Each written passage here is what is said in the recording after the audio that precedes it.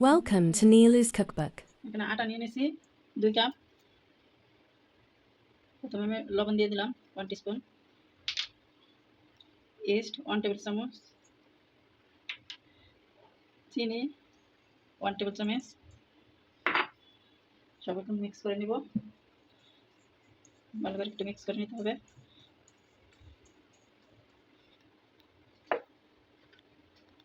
এখন আমি তেল দিয়ে দিচ্ছি 2 টেবিল স্পুন, আবার মিক্স করে নিব। এটা এখন হাত দিয়ে ভালো করে মিক্স করে নিতে হবে।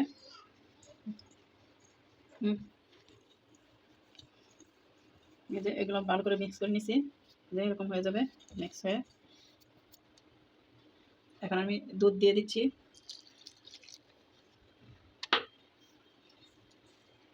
দুধটা হবে গরম।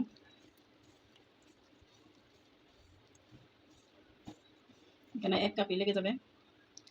আমি 1 কাপ দুধ নিচ্ছি, 1 কাপ পলি দিয়ে দিলাম।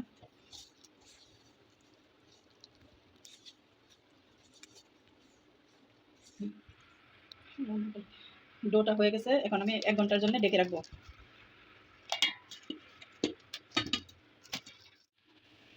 এখানে আমি ডিম নিয়ে নিচ্ছি 2টা।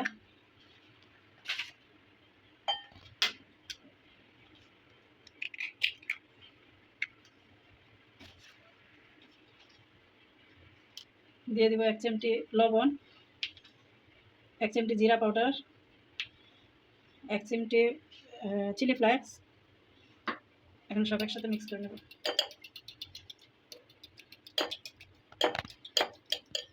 এখানে তেল দিয়ে দিচ্ছি সামান্য।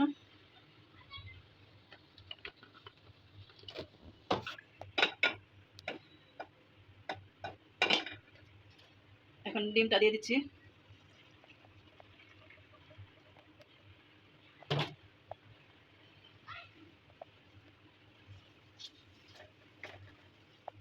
ডিমটা নাড়তে থাকতে হবে, ডিমটা যাতে না লেগে যায়।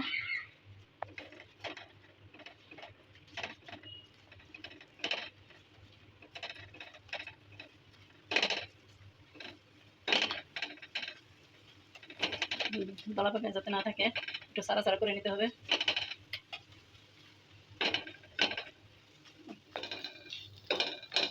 হয়ে গেছে ডিমটা রান্না। এখন আমি চুলাটা বন্ধ করে দেব।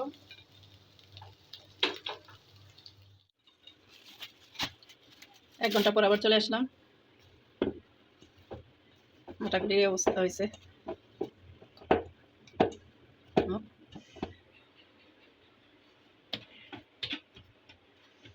এখন এটাকে ছোট ছোট লেচি কেটে নিব। যেখানে 6টা হয়েছে।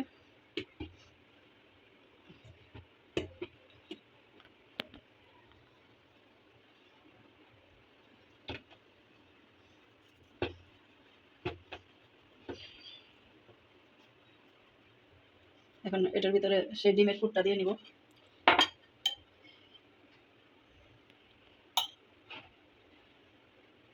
ডিম পরোটা আর দিয়ে দিচ্ছি চিজ। এখন এইভাবে বন্ধ করে নিব।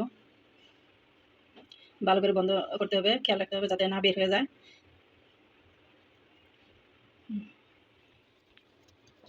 এখন রুটিটা বেলে নিব,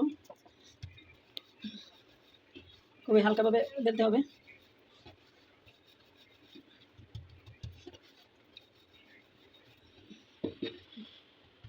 পুরটা এরকম হয়েছে, বেশি পাতলা হবে না, একটু মোটা রাখতে হবে।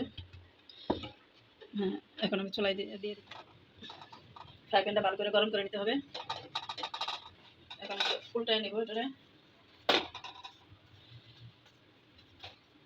একটু হয়ে আসলে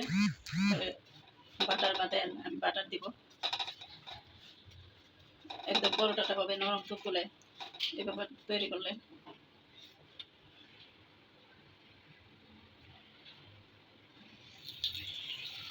আমি এখন একটু বাটার দিয়ে দিলাম। এমনিও খাওয়া যেতে পারে, কিন্তু বাটার বা তেলটা দিলে আর কি ভালো লাগবে। পরোটা তো পরোটার মধ্যে দিতে হবে।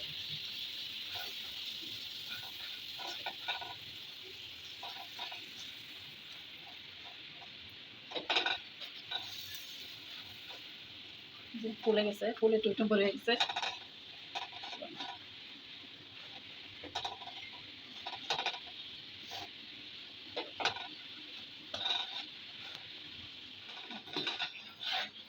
এটা এখন হয়ে গেছে।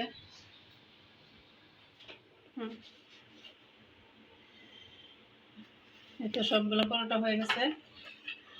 সবগুলো পরোটায় এত ফুলকো ফুলকো হয়েছে। এই রেসিপিটা যদি পুরোপুরি ফলো করেন, এরকম সুন্দর পরোটা হবে, নরম তুলতুলে।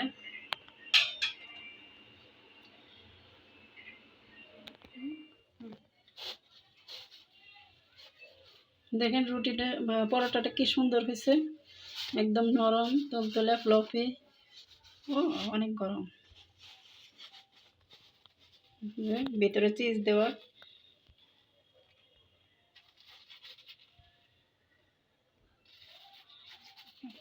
গরমের লেগে ভিডিওটা ভালো লাগলে লাইক কমেন্ট শেয়ার দিয়ে পাশে থাকবেন। ইনশাল্লাহ এরকম সুন্দর সুন্দর ভিডিও নিয়ে যেতে আবার আসতে পারি। আবার দেখা হবে। সবার সাথে সবাই ভালো থাকবেন।